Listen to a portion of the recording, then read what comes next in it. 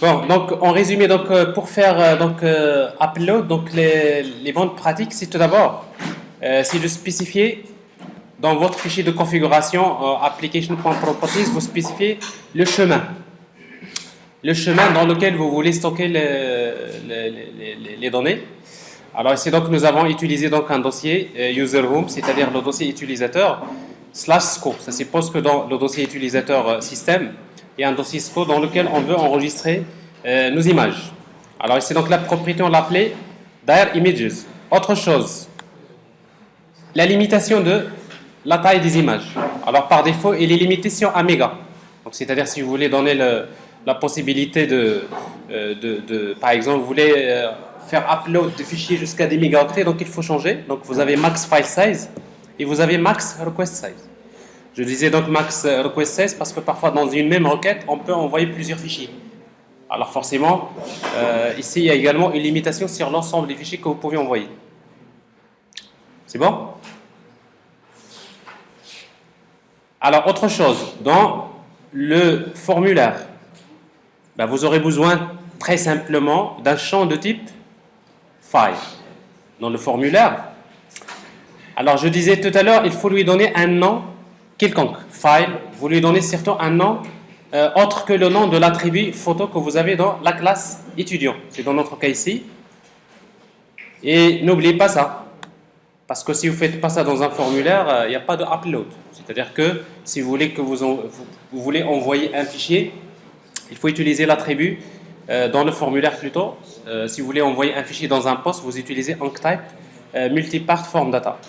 Alors au niveau du contrôleur, alors dans le contrôleur, il vous faut ajouter un attribut. Dans la méthode save étudiant, vous ajoutez un attribut de type multipart form. Alors donc ça représente c'est le fichier qui va être envoyé. Alors maintenant il se trouve que le fichier, le champ qui s'appelle picture que nous avons ici, name picture, la donnée du champ picture, il va être stocké dans l'objet qui s'appelle file. Alors c'est pour cela ici donc on fait la correspondance avec request param. Alors le paramètre s'appelle picture. Donc j'ai le fichier. Alors supposons que vous voulez faire upload de deux fichiers. C'est très simple. Donc vous allez déclarer ici un champ type file, vous l'appelez picture 1, input type file égale picture 2. Ici vous allez déclarer combien d'attributs? Multipart file file 1, multipart file file 2. Et vous utilisez ici request param picture 1, request param picture 2. C'est-à-dire pour chaque fichier, vous avez un paramètre de type file. Alors vous aurez besoin donc de faire un test s'il n'est pas empty. If not file, s'il n'est pas empty. Alors là vous aurez besoin en fait, l'objet étudiant, il contient déjà les données du formulaire, mais la photo, on ne connaît pas le nom de la photo. Alors pour récupérer le nom de la photo, on utilise file.getOriginalName. Et après, maintenant, on va faire transfert. On va transférer où? File transfer to, donc new file. Tout simplement, je vais l'enregistrer dans un chemin. Le fichier, je vais garder le même nom du fichier original, c'est-à-dire file.getOriginalName. D'ailleurs, si vous avez remarqué, on garde le même nom que le fichier original. Mais par contre, dans quel dossier? Alors, dans quel dossier je vais stocker? Dans le dossier, j'ai créé une variable qui s'appelle ImageDire dans le contrôleur et dans laquelle j'ai injecté. Avec value, je peux injecter la valeur d'une propriété. Alors, dans le fichier application.properties. Donc la propriété s'appelle dire.images. Alors je vous rappelle que dire.images, ici vous pouvez mettre quelque chose comme ça. C2. Slash dossier slash et vous mettez donc le chemin. Vous pouvez mettre ce que vous voulez, c'est un fichier de configuration. C'est-à-dire vous spécifiez dans votre fichier de configuration où est-ce que vous voulez stocker les images. Alors ici donc de préférence généralement on utilise un dossier dans lequel on a le droit. Parce qu'il faut penser au niveau production. Quand vous allez publier, héberger votre application dans un serveur, vous n'avez pas le droit d'écrire n'importe où. Vous avez le droit d'écrire dans le dossier de votre compte, c'est-à-dire user room.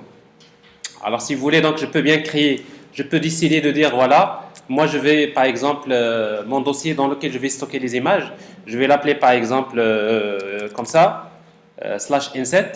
Je démarre l'application, mais à condition que ce dossier soit ce dossier doit être créé. S'il n'est pas créé, ça, vous savez que dans le Java, si vous voulez le créer au niveau de l'application, vous faites un test.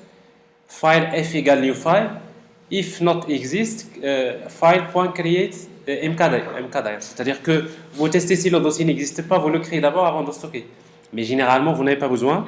Dans le dossier users, je crée un dossier que je vais appeler inset. Le dossier il est créé. Je démarre l'application.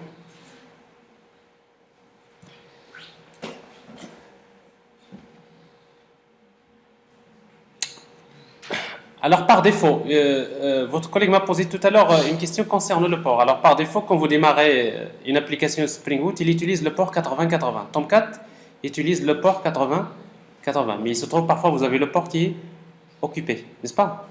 Alors si vous voulez changer le numéro de port, vous utilisez dans le fichier, tout se passe au niveau du fichier application.property. La propriété s'appelle server. Il est là, server port. Server port, vous mettez par exemple 8083.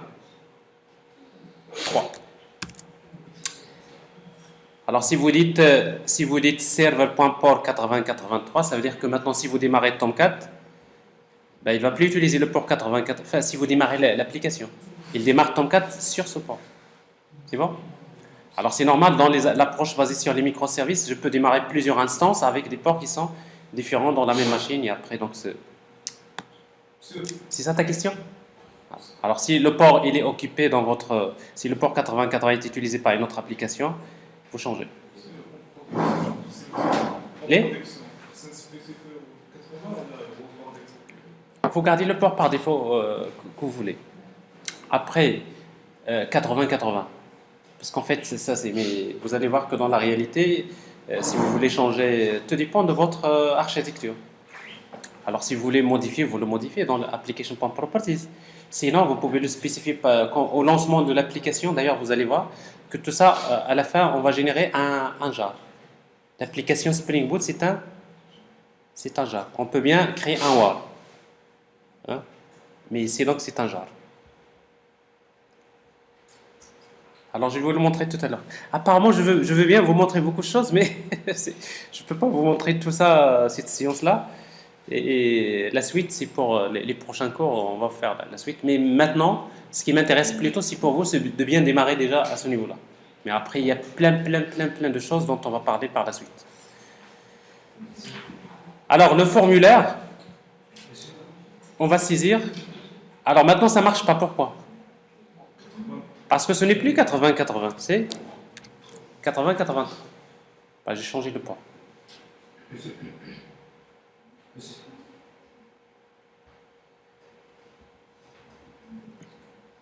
Alors, upload, save, c'est fait.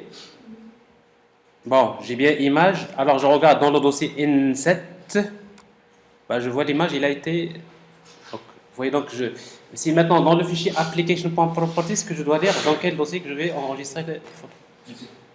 Est-ce que quelqu'un charge un autre fichier qui a le même nom que ce fichier? Voilà, très bonne question. Alors maintenant, le problème, la technique que nous avons utilisée ici, effectivement, c'est que si ce fichier existe déjà, s'il existe déjà, elle va l'écraser.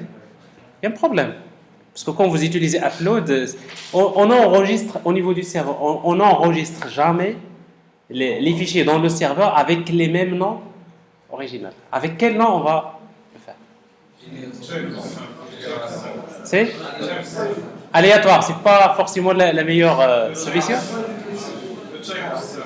Timestamp, c'est pas la meilleure solution.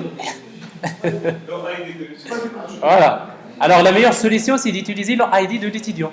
Parce que je sais que cette photo-là concerne un. Donc si je connais le ID, j'enregistre la photo avec son ID. Comme ça, si je veux éditer un étudiant, je connais le ID, donc je peux chercher la photo. Alors c'est ce que je vais faire ici. C'est exactement ce qu'on va faire. C'est très important cette étape. Alors vous voyez donc ici transfert. Le fait de transférer le fichier avec le nom original, ce n'est pas une bonne pratique. Qu'est-ce que je vais faire? Eh bien, tout simplement, j'ai besoin de ID d'étudiant. Mais le ID, il est auto-increment. Ça veut dire il faut tout d'abord enregistrer l'étudiant. Il faut d'abord enregistrer l'étudiant avant d'enregistrer la photo. Parce que j'ai besoin de son ID. Alors, qu'est-ce que je vais faire? Je prends à nouveau cette ligne Save. Je la mets d'abord ici. C'est-à-dire, s'il y a des messages d'erreur, on est déjà revenu vers le formulaire. Sinon, j'enregistre l'étudiant. Mais avant d'enregistrer l'étudiant, non, attendez.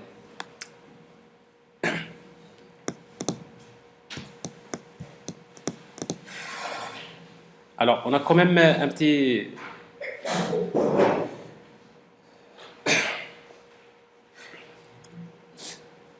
Alors, si vous le laissez comme ça, donc vous enregistrez l'étudiant, mais avec quelle photo? Avec un nom par défaut. C'est une chaîne vide. Alors, vous allez voir que, en fait, si vous voulez stocker le fichier, la photo, vous voulez enregistrer l'étudiant avec le nom de la photo originale, vous pouvez le faire. Vous allez juste voir, vous, qu'est-ce que vous allez modifier. Alors, qu'est-ce qu'on va faire ici? Donc, du moment que j'ai enregistré étudiant, ben, j'ai ici, donc je ne vais pas utiliser file.getOriginalName. Je vais utiliser quoi? C'est étudiant.getID. J'enregistre la photo avec l'ID de l'étudiant. Pourquoi? Parce que j'ai déjà enregistré Save. Et vous voyez donc Save, quand il enregistre, il retourne l'objet étudiant qui est déjà enregistré. C'est-à-dire que parce que ça c'est une, si vous voulez, l'étudiant, c'est-à-dire quand vous l'enregistrez, il met à jour donc le ID de l'étudiant, je le récupère et je l'enregistre. Mais le seul problème qui me reste là, c'est quoi? C'est-à-dire, on enregistre l'étudiant dans la base de données avec un nom. Je n'ai pas spécifié le nom original, je l'ai perdu. Je ne l'ai pas utilisé ici. Donc, en principe, le nom original, si vous voulez le garder dans la base de données, vous le gardez maintenant. Alors, comment? Ben, vous faites à nouveau un autre test. Parce que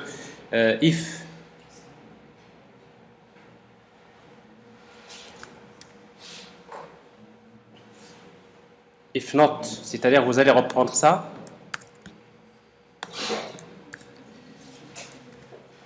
Alors s'il n'est pas empty, vous allez utiliser étudiant.set photo de file.getOriginalFileName. Alors pourquoi je ne le fais pas? Parce que quand même, s'il n'y a pas de upload, ça ne sert à rien s'il est empty, donc il n'y a pas de nom. Donc, mais par contre, s'il n'y a pas de fichier, j'enregistre l'étudiant. S'il n'y a pas de fichier, je ne vais pas l'enregistrer. Bon, c'est-à-dire, vous avez les scénarios. Est-ce que ça va marcher comme ça? Alors, si le fichier n'est pas empty, ça veut dire que j'ai besoin de récupérer le nom du fichier. Pour récupérer le nom du fichier, j'utilise file.getOriginalName. Parce que c'est le fichier, c'est-à-dire j'ai envoyé un formulaire, mais je n'ai pas fait de upload. Donc ça veut dire que je n'ai pas envoyé de fichier. Alors dans ce cas-là, s'il n'y a pas de fichier, à quoi est égal donc je ne vais pas faire ça. Donc je vais garder quel nom que je vais garder? Je vais garder une chaîne vide, c'est-à-dire la valeur par défaut. Alors s'il n'est pas empty, je vais enregistrer. Bon, bref, bon ça c'est le... Donc on aurait réglé le problème ici. L'extension, vous n'avez pas besoin. Mais on n'a rien à faire avec l'extension. Vous allez voir maintenant. Alors regardez bien, le fichier, moi c'est image 6. Save. Mais quand je regarde ici, vous voyez le fichier là enregistré avec 246. Il n'a même pas besoin d'extension parce que je sais que c'est une image. C'est une base de données. Je stocke mes fichiers avec un ID. Alors maintenant la question, c'est que comment afficher ça dans notre application. On change. Alors maintenant c'est la dernière étape. Alors maintenant comment? Je veux maintenant afficher ici, au lieu d'afficher le nom de l'image, je veux afficher la photo. Alors si vous regardez maintenant dans la base de données, qu'est-ce que j'ai? J'ai enregistré quoi? J'ai enregistré le fichier original, le nom de la photo. Mais ce qui est stocké finalement dans le dossier, c'est uniquement un fichier image, mais avec quel nom? avec le ID de l'étudiant. Enfin, c'est la meilleure pratique. Alors maintenant, il y a également une autre technique qui permet de stocker carrément la photo dans la base de données. Alors ça, c'est autre chose. Je n'ai pas parlé de ce cas-là. Maintenant, comment récupérer cette photo-là? Ça, c'est un grand problème. Je suis dans étudiant. Quelle page? Étudiant.html. Dans étudiant.html, qu'est-ce que j'ai ici? J'ai une boucle, là j'affiche photo. Mais si je ne veux pas afficher le e.photo, je vais afficher la photo elle-même. Mais la photo elle-même, je vais mettre quelle est l'adresse de la photo? C'est pas possible. Je ne peux pas chercher dans le dossier users qui se trouve dans le serveur. Je suis obligé de passer par le contrôleur. Je dois demander au contrôleur, donne-moi la photo de cet étudiant. Donc il me faut ajouter une autre méthode dans le contrôleur qui permet de retourner la photo d'un étudiant. Alors comment le faire? Ben, tout simplement vous faites quelque chose comme ça. C'est la dernière étape. Alors vous voulez maintenant consulter une photo. Le contrôleur, vous voulez lui demander de vous retourner un fichier. Comment le faire? On va utiliser une méthode public. Alors la méthode cette fois-ci, on ne va pas retourner une vue. On va retourner un tableau de bytes. La méthode, je vais l'appeler getPhoto. Mais pour retourner la photo, j'ai besoin de donner le ID. Et le ID, il est de type langue, le ID d'étudiant.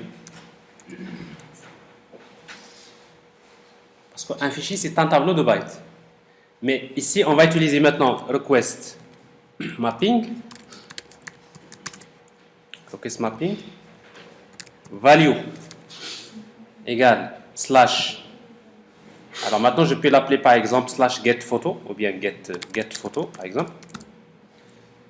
Ça veut dire quand je vais taper getPhoto et j'envoie le ID, il devrait me retourner la photo. Vous me suivez? Alors getPhoto. Mais maintenant, il faut dire que le type retourné là, il y a une propriété qui s'appelle produces. Produces égale. Alors il faut dire que le fichier que je vais retourner, vous savez que quand vous envoyez une réponse HTTP, comme la réponse HTTP il contient une photo, il faut mettre le type MIME, photo. Alors qu'est-ce qu'on va faire? On va utiliser, il y a un champ qui s'appelle MediaType, il y a une entité qui s'appelle MediaType, une classe, MediaType de Spring HTTP. Et vous trouverez .image, JPEG, GIF, JPEG. Alors, c'est donc je vais utiliser donc image JPEG value. Sinon, vous allez utiliser image slash JPEG.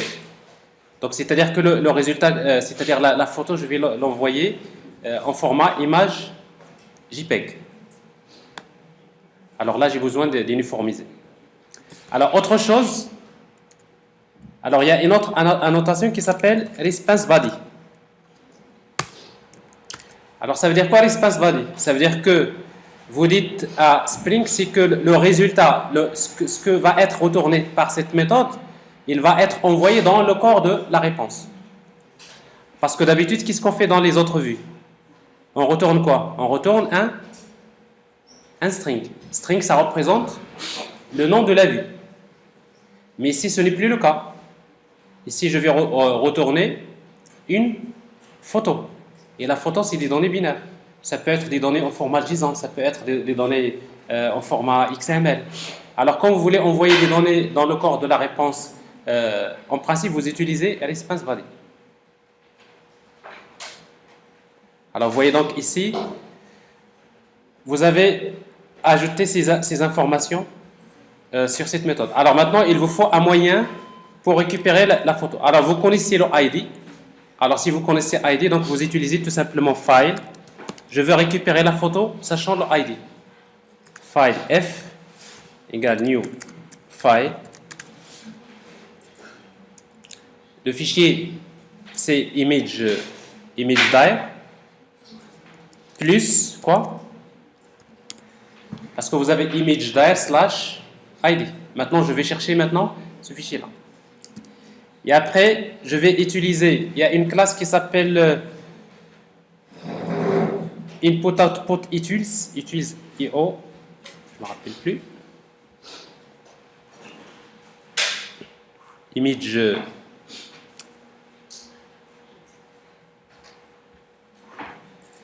C'est en fait c'est io utils. Vous avez une classe io utils to byte array.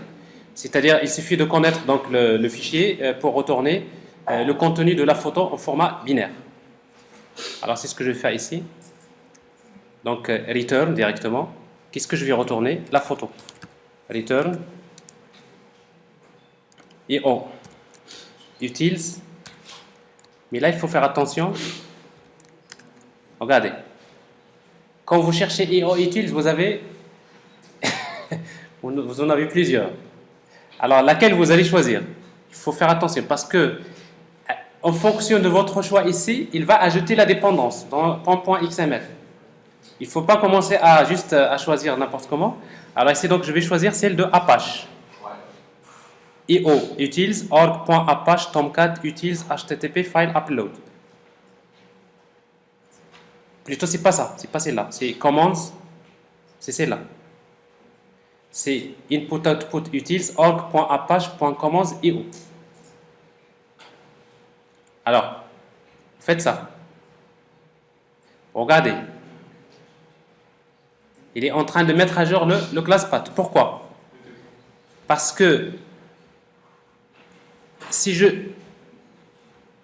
vais continuer. To byte array, je vais créer un objet file input stream de f. Tout simplement. Et après les exceptions, à nouveau, on va utiliser throws exception. Sinon, vous faites try catch.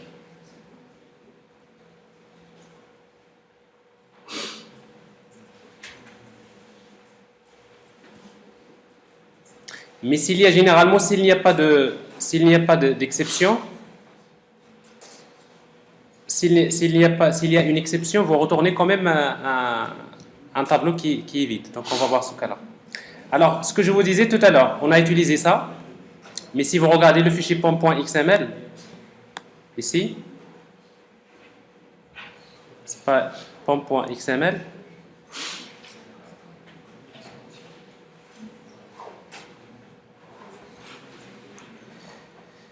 Vous voyez, ça, vous ne l'avez pas fait. Regardez. Cette dépendance, je ne l'ai pas faite. Ça, c'est Maven. Mais en principe, si vous voulez utiliser input-output utils, il faut d'abord utiliser la dépendance parce que c'est un jar que vous intégrez à votre projet. Mais vous imaginez, vous contrôle espace, vous sélectionnez, il l'ajoute, il va l'emporter et vous travaillez. Bon, si vous voulez juste derrière, c'est quand même des choses manuellement Mais en réalité, quand vous travaillez, vous jetez un coup d'œil. Vous jetez un coup d'œil toujours sur le fichier pom.xml. Parce que parfois, ce qui arrive, c'est que parfois vous trouverez des erreurs, vous dites que comment ça marche. Mais quand je regarde votre fichier pom.xml, je trouve qu'il y a beaucoup de dépendances. Et après, vous dites non, c'est pas moi qui a fait ça. Mais c'est qui a fait ça? C'est parce que parfois vous faites contrôle espace, vous choisissez un package qui importe la dépendance. Et après, vous avez il faut s'assurer. Ne mettez dans le fichier pom.xml que les dépendances dont vous avez réellement besoin. Alors c'est commands input-output, la version c'est le contrôle.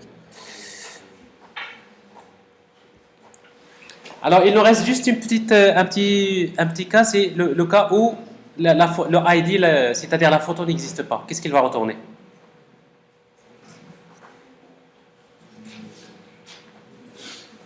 Parce que cette throws qu'on a fait, c'est pas forcément une bonne solution. Normalement, il faut faire try catch.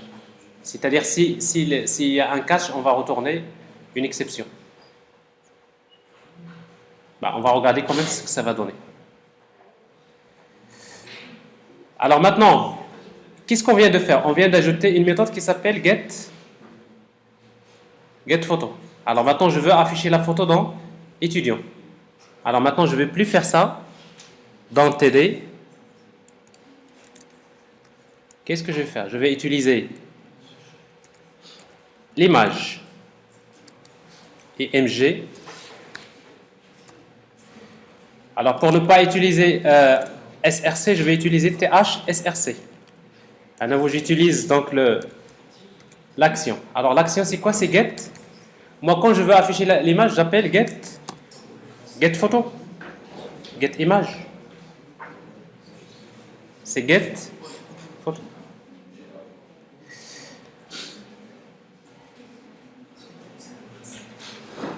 Alors getPhoto. Mais vous savez que getPhoto, il faut lui envoyer un paramètre. Alors c'est quoi le paramètre? C'est ID égale la valeur. Alors la valeur c'est ça. C'est le ID de l'étudiant. Alors vous voyez, donc c'est comme ça que j'affiche une photo qui est stockée quelque part, stockée dans une base de données quelque part. Pourquoi? Parce qu'en réalité je demande au contrôleur, donne-moi une photo. Je te donne le ID et donne-moi la photo. C'est le contrôleur qui va chercher la photo quelque part, soit dans un dossier, soit dans une base de données, et il va la retourner. Mais après, vous aurez besoin, comme les photos sont grandes, on ne les a pas redimensionnées, on va juste un peu tricher. On va utiliser les attributs 8, par exemple 100 pixels. Arrête, 100 pixels. Bon. Alors, on affiche.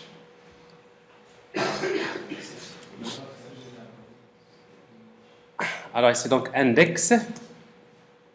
Alors, forcément, il y a beaucoup de photos qui ne seront pas affichées. Vous voyez donc le problème de tout à l'heure, c'est dans étudiant, la ligne numéro 40. Il y a quelque chose, on n'a pas fermé la valise image, c'est ça? Voilà. Actualiser. Alors, vous voyez ici, donc vous avez les photos n'existent pas.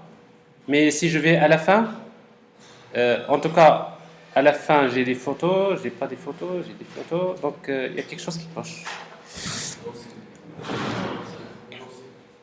Non, mais on n'a pas besoin maintenant de spécifier le dossier de la photo. Alors, si vous voulez tester, vous faites ça. Regardez. Vous faites étudiant.getPhoto, point d'interrogation. Je vais regarder dans mon dossier. J'ai 200. Il y a une seule photo que j'ai, c'est 246. Donc je vais mettre ID égale 246. Si ça marche, alors ici vous avez getPhoto, ID égale 246. Vous avez une erreur interne. Alors vous avez une exception dans l'application. Il faut la voir. Parce qu'on n'a pas utilisé l'exception. Il vous dit que class not found. Alors ça veut dire que même la dépendance dont j'ai parlé tout à l'heure, on ne lui a pas donné le temps de la charger. Nous avons un problème dans... Il faut arrêter le serveur. Alors quand vous ajoutez une dépendance, parfois il faudrait redémarrer le serveur pour... Parce que quand il vous dit la classe n'existe pas, ça veut dire que celui, le jar, il l'a pas. Ça veut dire qu'en fait, c'est au démarrage du serveur que le class path est chargé. Donc, j'ai besoin juste de redémarrer le serveur. C'est pas ça. Entrée. Est-ce que ça marche? Ça marche. Alors, vous voyez donc j'appelle le contrôleur, je lui dis, donne-moi la photo dont ID égale. Alors, je vais quand même faire des uploads encore.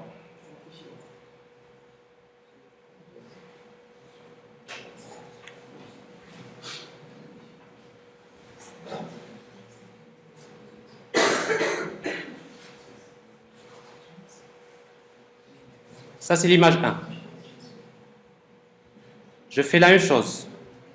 Image 1. Je fais la même chose. Je stocke l'image 4. Je fais la même chose. Bon, c'est des images.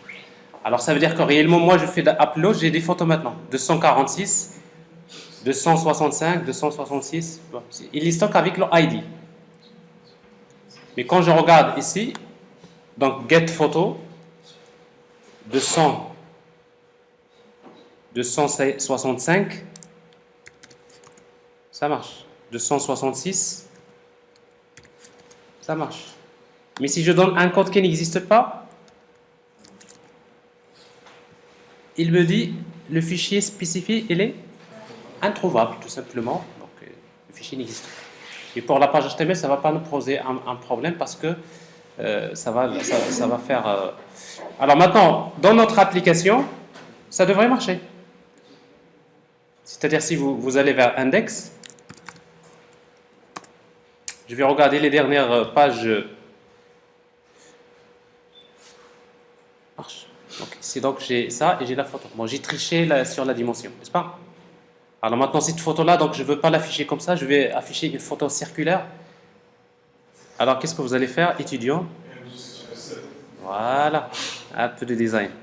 Alors on va utiliser la classe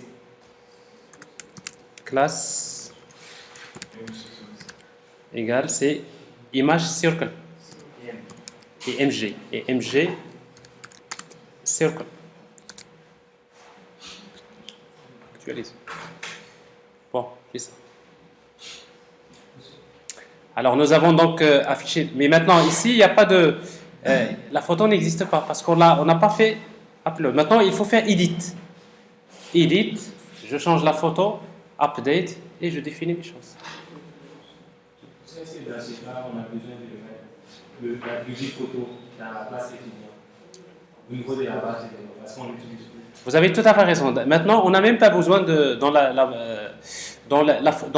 base de données, on n'a même pas besoin de la colonne photo. Parce que moi, j'ai fait l'association. Moi, la photo, je la stocke dans un fichier. Avec quel nom? Avec le ID de... J'ai déjà fait la liaison entre le ID. Mais quand même, si vous gardez dans la photo, si vous voulez garder le fichier original. Et si vous voulez garder aussi le chemin.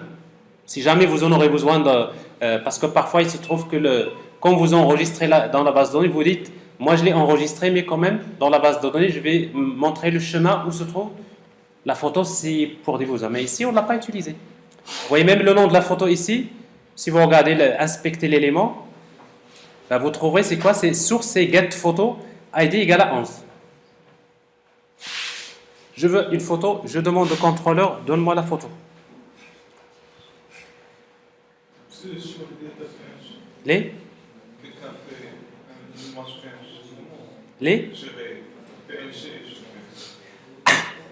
Alors maintenant, le problème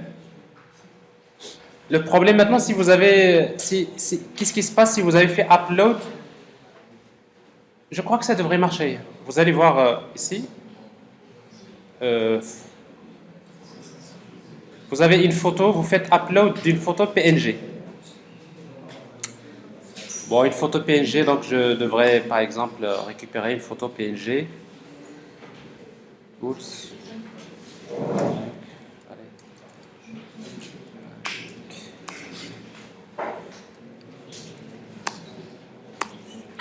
Bon, ça c'est une photo PNG. Save. Bon, de toute façon, upload, il n'y a pas de problème. La photo PNG, il doit être stocké quelque part ici. D'accord? Ça doit être la dernière. C'est 269. Alors, vous allez vers le dernier. Est-ce qu'il l'affiche? Aucun problème. Bon, ça veut dire que vous lui dites juste le format avec image JPEG.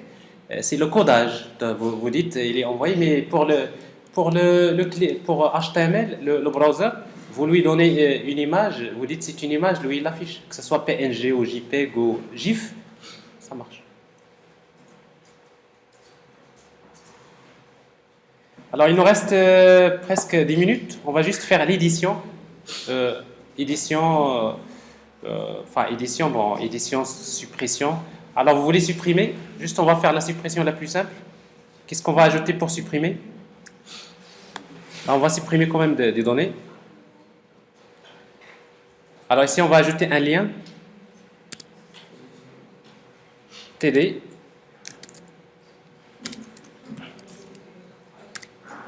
A.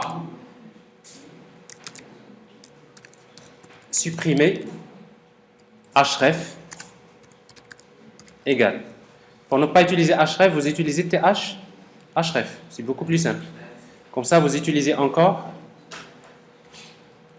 On appelle l'action supprimer. Entre parenthèses. ID égale à quoi? Égale ID.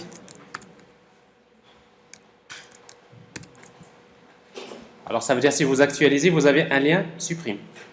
Alors si vous cliquez dessus, vous allez vers supprimer ID égale 266. Maintenant, on a besoin de l'action supprimer. Alors l'action supprimer, c'est en 2 secondes. Vous la supprimez. Alors je dis 2 secondes, j'exagère. 2 secondes, c'est petit. Alors, public string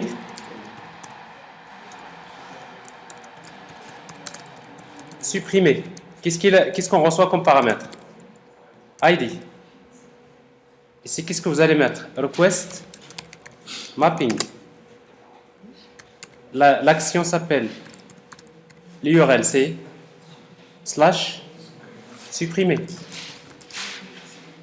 La méthode c'est get par défaut. Je supprime. Alors pour supprimer, c'est étudiant repository point delete. Alors delete tout simplement le ID. C'est fait. Et on fait la redirection on fait une redirection. On revient vers index. Redirect. C'est supprimé. Alors si vous faites ça, alors maintenant je ne vais pas supprimer là où il y a les photos, je vais supprimer là où il n'y a pas de photos. Par exemple ici, le 1 je le supprime. Alors, il y a quelque chose qui n'existe pas, c'est supprimer. 404, supprimer.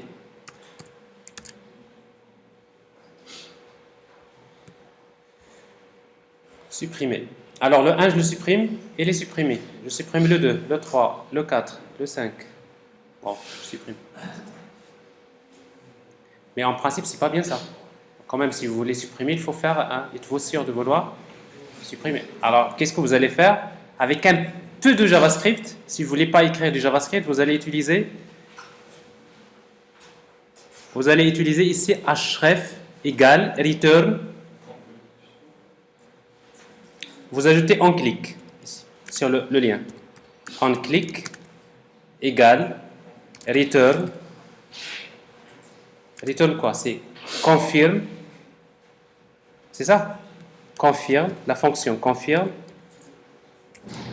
Êtes-vous sûr? Point d'interrogation. Comment? Confirme. Oui. Alors, en fait, ça, c'est du JavaScript. On clique, j'exécute la fonction confirme. La fonction confirme, il retourne soit true ou bien false. S'il retourne true, c'est à ce moment-là qu'il prend href. Sinon, il ne le prend pas. Donc, je n'ai pas besoin d'écrire toute une... oui, confirme.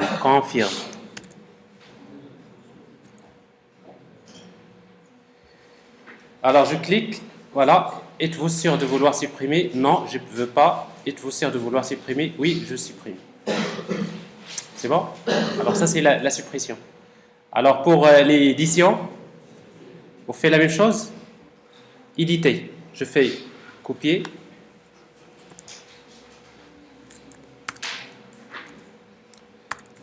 Au lieu de supprimer, c'est éditer. Le même lien. Edit. Il n'y a pas de on-click pour l'édition. Ici, au lieu de supprimer, c'est edit. Alors maintenant, edit, il faut créer donc l'action edit dans le contrôleur. Je fais encore. Les? Oui. On peut créer un autre formulaire. Alors pour edit,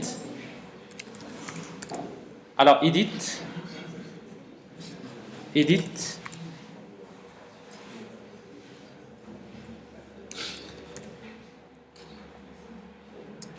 Alors, éditer, je vais revenir vers un formulaire. Maintenant, il y a une vue à créer, c'est form, edit,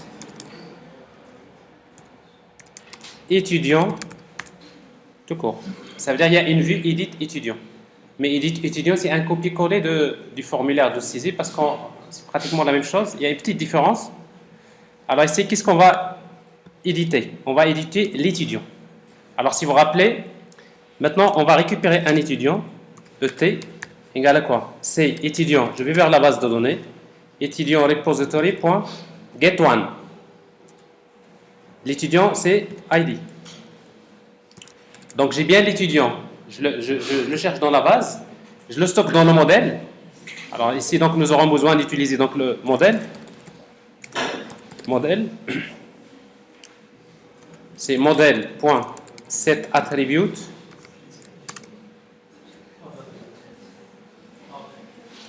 Add.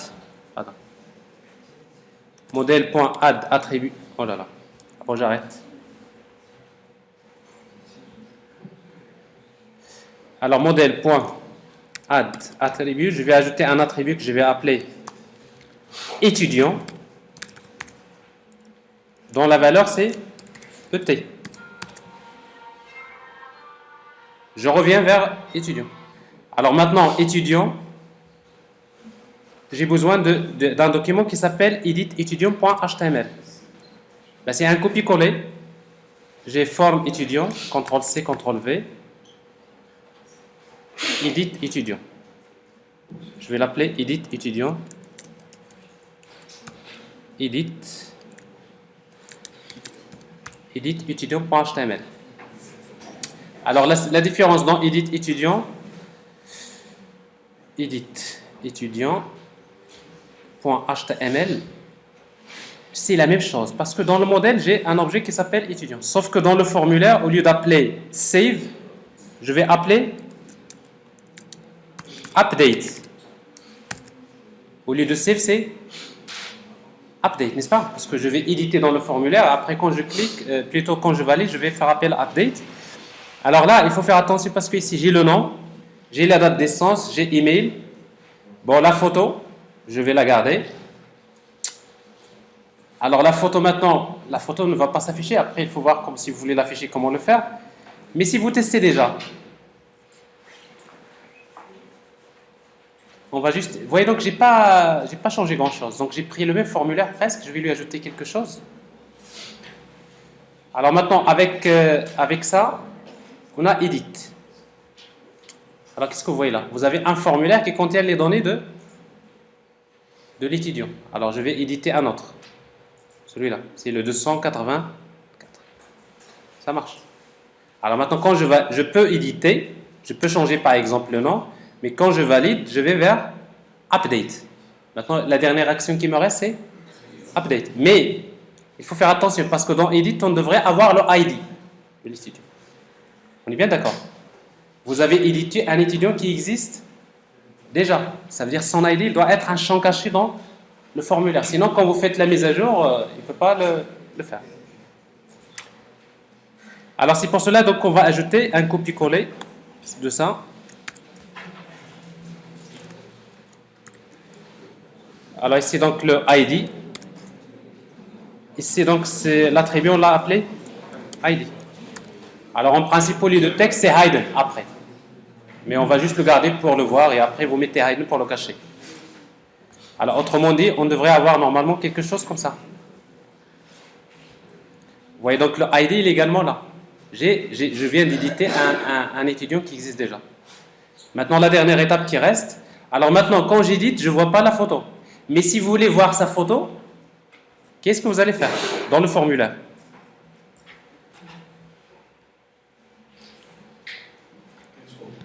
Ben, vous affichez get photo. Donc ça veut dire que vous allez faire comme vous avez fait tout à l'heure, image et mg, get photo, le ID. Vous connaissez le ID. Il n'y a personne qui vous empêche d'afficher la photo dans le formulaire. Edit. Alors, edit étudiant. Alors, vous voyez donc le champ ici, input type file. Et juste après ça, j'affiche l'image. Et mg, source, get photo. À nouveau, donc pour l'afficher, j'appelle get photo. Je lui donne le ID de l'étudiant. Alors, le ID de l'étudiant, maintenant, il faut écrire, plutôt c'est étudiant. étudiant.id. Alors regardons ce qui va se passer ici.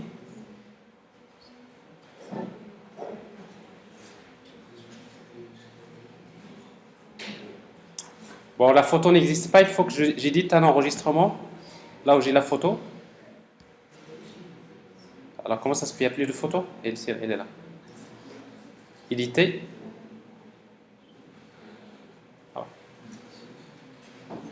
Donc j'édite le formulaire, mais il m'affiche déjà sa photo. Mais si je veux la modifier, je dois faire un nouveau upload. Mais là, il faut faire attention parce que il y a une petite... alors maintenant, il faut qu'on fasse d'abord l'update, parce que quand même, c'est la dernière étape. Alors update, qu'est-ce qu'on va faire? Update, c'est exactement une copie-collée de quoi? De save. Alors vous allez encore prendre save, CTRL-C, CTRL-V. Ici, c'est update étudiant. Alors maintenant, pour faire update étudiant, donc ici, donc la méthode, je vais l'appeler update. Alors à nouveau, donc la même chose, donc dans update, je récupère le fichier s'il existe. Alors s'il y a des erreurs, je reviens vers edit étudiant, je reviens vers le formulaire. S'il est empty, donc au lieu de save, je vais utiliser save. Save.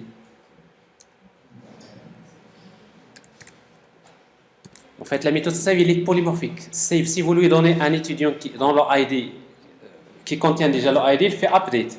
Si vous lui donnez un objet étudiant dont leur ID n'est pas connu, il fait insert. Donc, si vous voyez la même méthode save, je peux l'utiliser pour ça. Save étudiant. La photo, s'il y a une nouvelle photo, je l'ajoute et après je reviens vers le... Donc vous voyez, c'est pratiquement la même chose. Il y a juste un petit problème qui va être posé. Alors on va regarder ça. Donc je vais revenir à l'action. Je vais éditer par exemple. Bon, j'ai par exemple un enregistrement, il n'y a pas de photo ici. Edit. Je n'ai pas de photo, je n'ai pas encore enregistré la photo. Alors ce n'est plus Mohamed, c'est Hassan. Bon, on a décidé de changer le nom. La date de naissance n'est pas bonne, je vais modifier la date de naissance. L'adresse email, la photo. La photo maintenant, je sais que la photo c'est ça. Save. Regardez. J'ai bien changé le nom, j'ai changé l'email et j'ai changé également la photo. Bon, j'ai terminé les opérations, mais il y a un petit problème. Si vous éditez, regardez. Si vous éditez un enregistrement qui contient la photo, vous voulez changer que le nom. Vous changez que le nom, vous ne voulez pas changer la photo. Donc vous n'avez pas besoin de faire upload. Vous faites save. C'est quoi le résultat?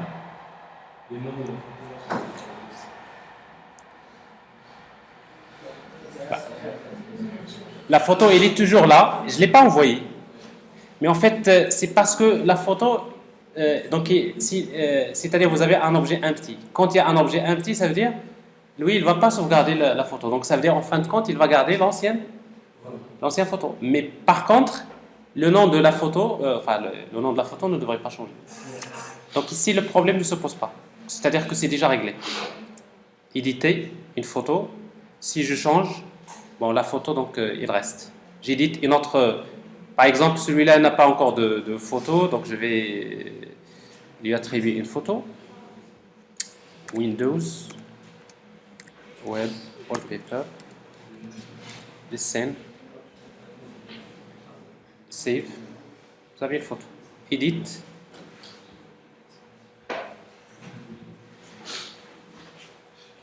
Voilà.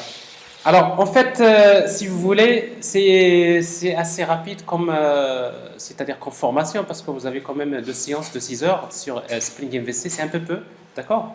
Alors, mais derrière cette démonstration, il y a pratiquement tout ce qu'il faut savoir dans la base. Alors maintenant, vous aurez besoin d'être un peu méthodique. Vous allez reprendre en quelque sorte les étapes des vidéos, vous essayez de réaliser ça. J'espère on est déjà en train d'enregistrer ça, c'est bon. C'est 50 minutes. Alors, tout ce qu'il reste maintenant, c'est d'ajouter la sécurité, Spring Security, la template, etc., etc., tout ça à suivre. Alors maintenant, si vous cherchez dans d'autres vidéos, vous trouverez la partie Spring Security, mais maintenant, on devrait arrêter le cours. Mais par contre, ce que vous pouvez ajouter, si vous voulez ajouter un template, parce que ça, c'est... Hein, vous voulez ajouter un template, qu'est-ce que vous allez faire? C'est-à-dire toutes les pages de votre application, vous voulez les décorer avec un template. Alors, le principe dans TeamLeaf, il offre un mécanisme de template qui est très simple aussi. On va créer une page HTML. Si vous voulez, je prends la même page étudiant, CTRL-V, que je vais appeler template, template.html. Et template.html, alors dans template.html, je vais garder tout ça, mais le body, dans body, je vais changer, je vais mettre, voilà mon template. Vous savez que template, ça veut dire que toutes les pages, ils ont généralement quelque chose en commun. Qu'est-ce qu'ils ont en commun? Il y a l'en-tête. Hein? Donc la partie en-tête. Alors par exemple, ici, donc, dans la partie en-tête, vous pouvez mettre un div avec... Hein? Alors j'ai un exemple ici, comme je vais faire vite. Un exemple de template.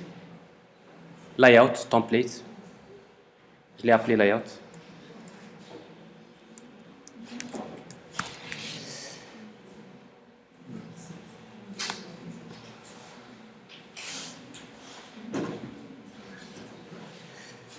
Layout.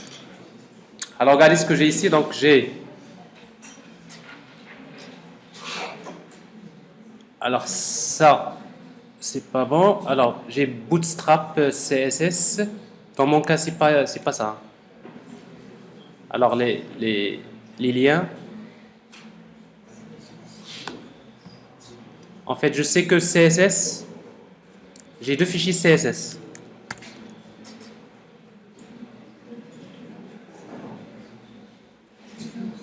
Il y a Bootstrap min et voilà. J'ai Bootstrap min mystyle.css. Ben, je vais ajouter ici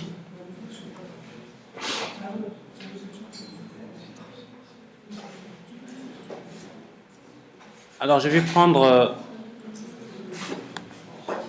une en-tête. J'ai ici div.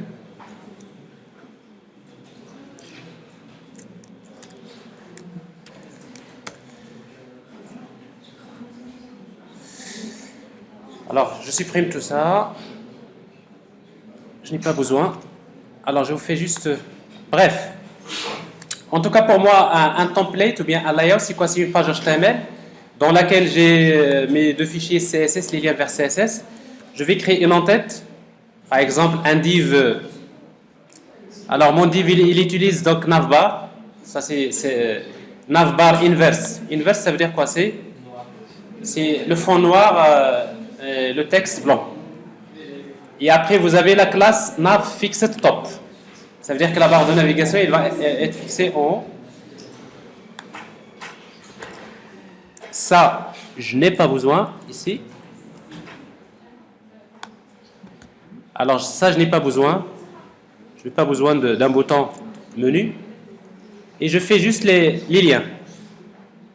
Ben, je crée des liens, par exemple, sur ici. Il y a home, ça va vers index, étudiant,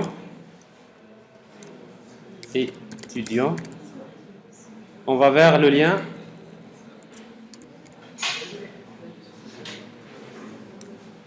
index. Bon, après, donc, c'est donc... bon, ça, c'est des liens quelconques.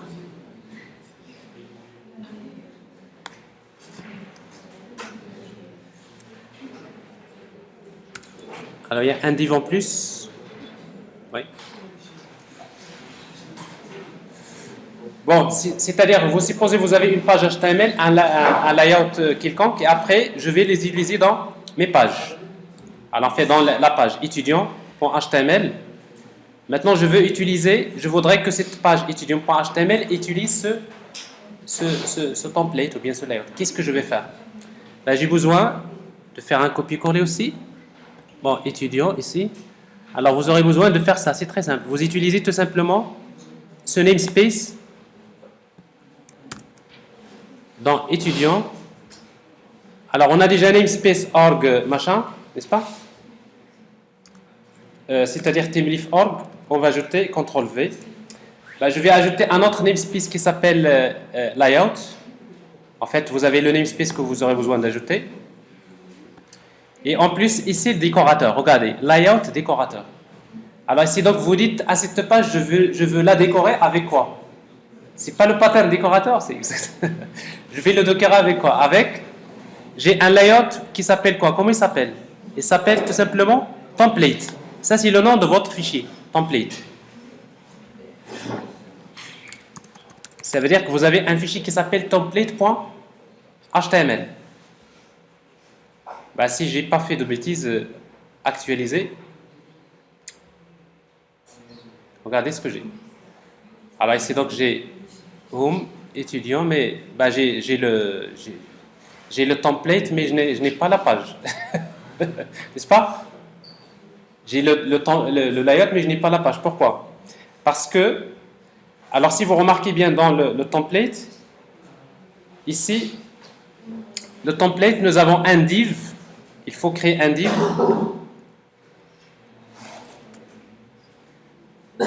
Alors m'excusez, parce que ici, il faut le faire. Vous avez un div dans lequel vous mettez div layout.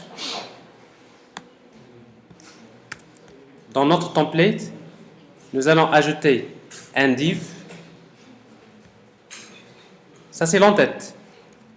Ben, l'entête, elle est toujours fixe, n'est-ce pas? Mais après, je vais ajouter un autre div. Regardez, il y a l'entête dans le layout, il y a l'entête. Mais j'ai un autre div dans le fragment, je l'ai appelé content. Ça veut dire que le contenu de la page, c'est là où il va l'insérer. Alors maintenant, si vous voulez que ça marche, vous ajoutez à votre page étudiant.html, vous allez vers le div, par exemple, ce container que vous voyez là, c'est-à-dire le div qui contient, vous lui ajoutez tout simplement que ce contenu-là, je vais l'afficher dans le fragment content. Alors ce contenu-là, il va l'insérer dans le fragment content.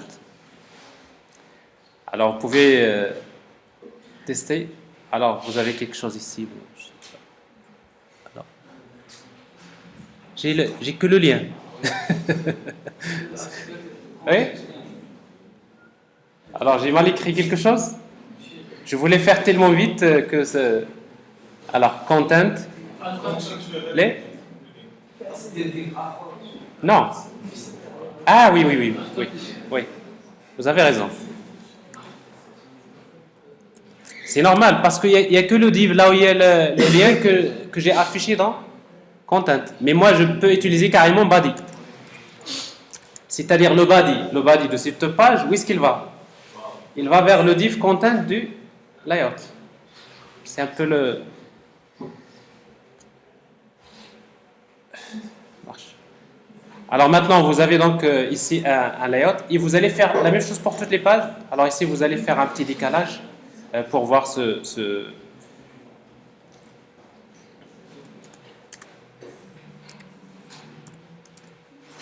Alors vous avez compris que ça c'est du bricolage, n'est-ce pas? Moi, il faut utiliser un spacer, des trucs comme ça. Même avec ça, ça...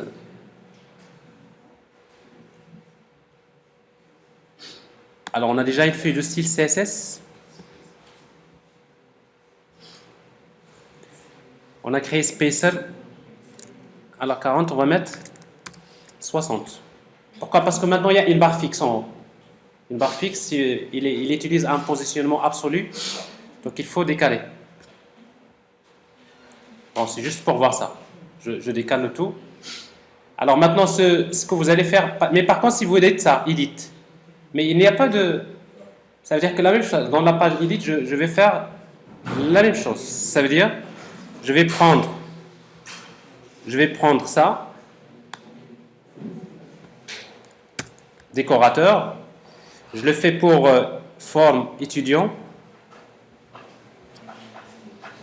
Ici.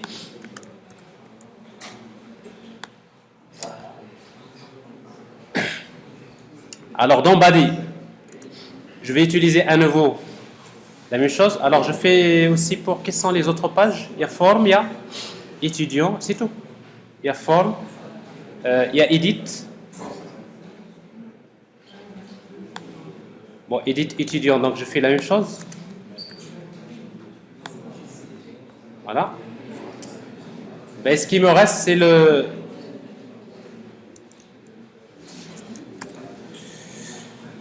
Alors, ce qui me reste, c'est en fait dans body.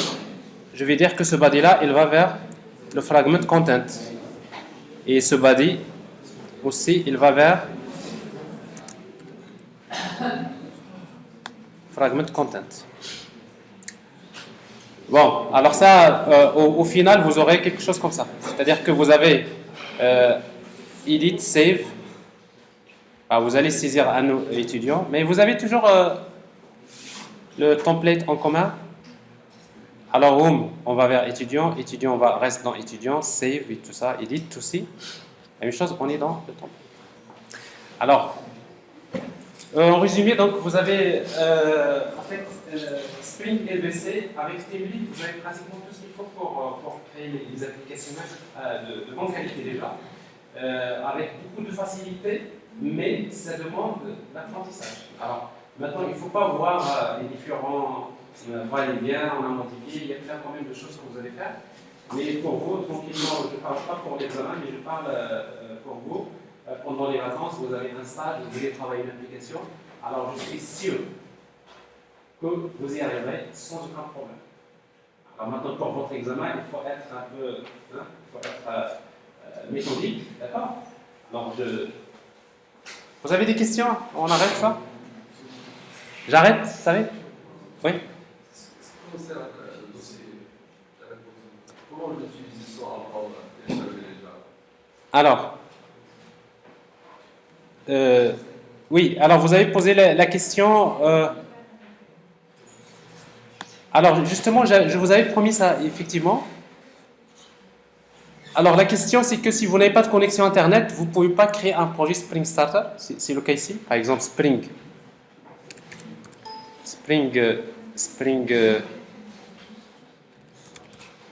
Alors, quand vous voulez créer un projet Spring Starter, vous avez besoin d'une connexion Internet. Si vous n'avez pas de connexion Internet, vous n'avez pas les dépendances. Alors, pour vous, le plus simple chez vous, quand vous avez la connexion Internet, vous installez, vous créez un projet, un exemple de projet. Si vous l'avez déjà créé une fois dans votre machine, par la suite, vous n'aurez pas besoin de le faire. C'est-à-dire que vous venez avec un exemple de projet déjà créé, un exemple vide, et vous commencez à travailler dessus. Alors maintenant, supposons que vous n'avez pas de connexion. Alors si vous n'avez pas de connexion Internet, qu'est-ce que vous allez faire? Alors je vous ai donné dans la documentation,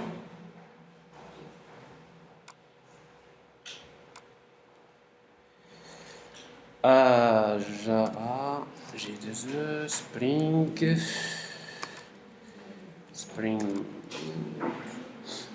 alors Spring Team If, voilà.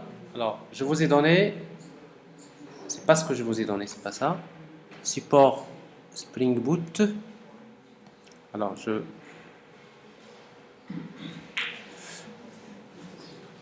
support inversion de contrôle. C'est pas ça. Spring Boot avec TeamLeaf. C'est ce que je vous ai donné. Gestion. Voilà. Et après, vous avez... En fait, nous, on est en train de travailler sur ces vidéos-là. C'est ça. C'est bien ça? Alors, vous avez un dossier. Je vous ai donné exprès un dossier qui s'appelle Tools and Repository. Vous l'avez. C'est bon? Alors, regardez bien. Ce Tools and Repository, qu'est-ce que vous avez? Premièrement, si vous n'avez pas installé le plugin Spring Tools et vous n'avez pas de connexion, vous avez une version de Eclipse avec Spring Tools STS qui est déjà installé. C'est-à-dire, moi, j'ai déjà installé le plugin Spring Tools. Vous l'avez. Ben, il suffit de prendre cette version de Eclipse, vous faites l'extraction. Donc, vous n'aurez plus besoin d'installer Spring Tools. Il est déjà. C'est bon? C'est bon? Premièrement. Alors, je pense que ce n'est pas le cas pour vous parce que Spring Tools, vous l'avez déjà installé. Deuxième, il faut s'assurer que vous avez Java 8. Dans votre machine, vous venez avec Java 8 installé. Ce n'est pas obligatoire, mais juste pour éviter des problèmes parce que le modèle de projet que je vais vous donner, il utilise Java 8, alors que vous, si vous utilisez Java 7, vous allez commencer à m'appeler, mais ça ne marche pas. Donc, ici, d'avoir Java 8 dans votre machine. Il faut l'installer. Autre chose, vous avez un fichier qui s'appelle repository. Point rare. Alors, la taille, c'est 112 mégas. Donc, ici, vous avez les jars. C'est-à-dire tous les jars dont vous aurez besoin normalement pour travailler vos applications, ils sont ici. Qu'est-ce que vous allez faire? Vous prenez, avant de lancer Eclipse, carrément, avant que vous lanciez Eclipse, parce qu'il faut quitter Eclipse pour faire cette opération. Parce que Eclipse, par défaut, il utilise le dossier repository. Vous allez vers ces utilisateurs, le nom de l'utilisateur, et vous allez trouver un dossier qui s'appelle .m2. Je l'ai déjà expliqué. En fait, .m2, c'est là où il place le repository. Vous avez un dossier qui s'appelle repository. Alors, en fait, tous les jars que vous utilisez dans un projet Maven, ils sont ici. Or, vous n'avez pas de connexion Internet. Qu'est-ce que vous allez faire? Vous allez supprimer le repository que vous avez, ou bien vous le renommez, et vous allez copier le fichier repository.rar et vous faites l'extraction. Extract. Donc, ça veut dire que vous avez dans le .m2, vous avez un dossier repository qui contient les dépendances. C'est bon? Ça, c'est la deuxième. La troisième, maintenant, vous voulez créer un projet. Si vous voulez créer maintenant un projet, parce que vous avez Eclipse. Vous avez une version de Eclipse qui contient STS. Vous avez le repository, il est là, il n'y a pas de problème. Mais maintenant, si vous voulez encore créer un projet starter, Spring, si vous voulez le créer, il va vous demander la connexion. Il faut être connecté pour sélectionner les dépendances. Or, vous n'avez pas de connexion. Qu'est-ce que vous allez faire? Vous allez utiliser importer un projet, import, général, existing project into workspace. Et vous allez vers le dossier Tools and Repository dont je viens de vous parler. Alors ici, donc, en principe, il y a, je crois, Spring. Alors, il faut le chercher. Alors, le dossier, c'est pas ici. Dans le bureau, dans le...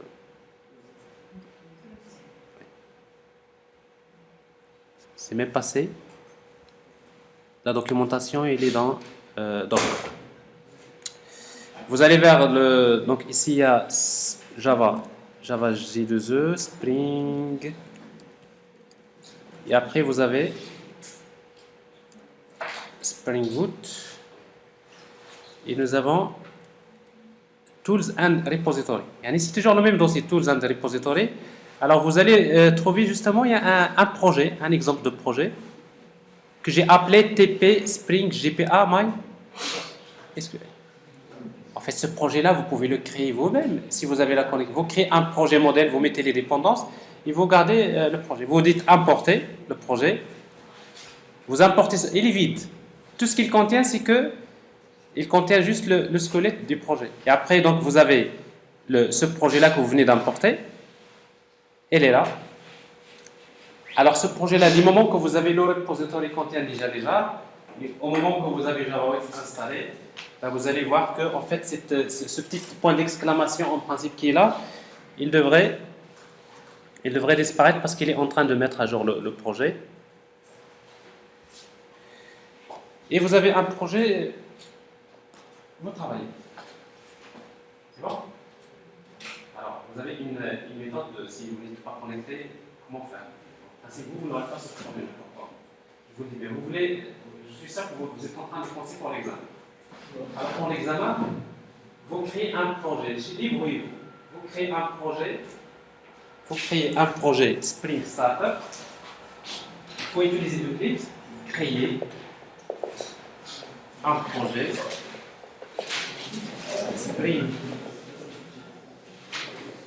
Starter avec les dépendances avec des dépendances web plus GPA plus MySQL plus Leaf. Ça, vous le créez chez vous. Alors maintenant, chez vous, je crois que vous avez une connexion, parce que si vous dites que vous n'avez pas de connexion, dans tous les quartiers du monde, et chez vous, ça y a un problème. Donc, vous installez Java 8, vous créez donc un projet, et quand vous créez le projet, vous ne devrez pas avoir des erreurs dans votre projet. D'accord? Alors, si vous le créez chez vous, donc vous l'appelez examen. Examen J2E, avec votre nom dessus. Examen J2E, votre nom. Donc, vous créez le projet. Le squelette de projet, vous l'avez, les dépendances, vous les avez déjà, parce que vous avez déjà chargé tout ce qu'il faut. Vous êtes sûr, quand vous venez en classe, vous n'allez pas dire: ah, je viens de créer un projet, tout est en rouge. Je parle, parce que en fait, vous avez un projet. Alors, si vous ne voulez pas faire ça, vous importez comme je viens de le faire ici. J'ai importé un projet qui est déjà sur lequel vous allez travailler. Et en plus, donc, vous avez des modèles de projet que vous pouvez utiliser. C'est bon? Alors ça, c'est la technique. Alors maintenant, il va falloir quand même faire un peu de préparation. Peut-être beaucoup de préparation, et comme le temps ne le permet pas trop. Donc il faut relever les défis. Alors c'est pas la première année, c'est pas la deuxième année. Ça se passe toujours comme ça. Et généralement, ça donne toujours des bons résultats. Il y aura des gens, il y aura toujours des choses bloquées, il y aura toujours des petits problèmes. Alors quand il y a des problèmes dans l'examen, alors vous allez à la fin rendre le projet plus un fichier, un rapport .pdf. Alors ça veut dire quoi? Ça veut dire que même si par exemple vous travaillez à un moment donné, c'est des choses qui arrivent. La base de données n'est pas créée. Si la base de données n'est pas créée, alors le jour d'examen, je fais des petits temps quand je vois des petits trucs, etc. C'est pas pour vous dire qu'il faut compter sur moi. Donc, quand par exemple ça ne marche pas, vous avez des problèmes, ça ne devrait pas vous empêcher, parce que vous allez à la fin rédiger un fichier Word dans lequel vous donnez vos réponses. Alors si je vous demande d'écrire une application, la question 1, la question 2, la question 3, alors bien sûr vous avez des choses qui ne marchent pas, mais ça ne devrait pas vous empêcher de montrer comme quoi vous savez le faire. C'est juste une exception que je ne comprends pas.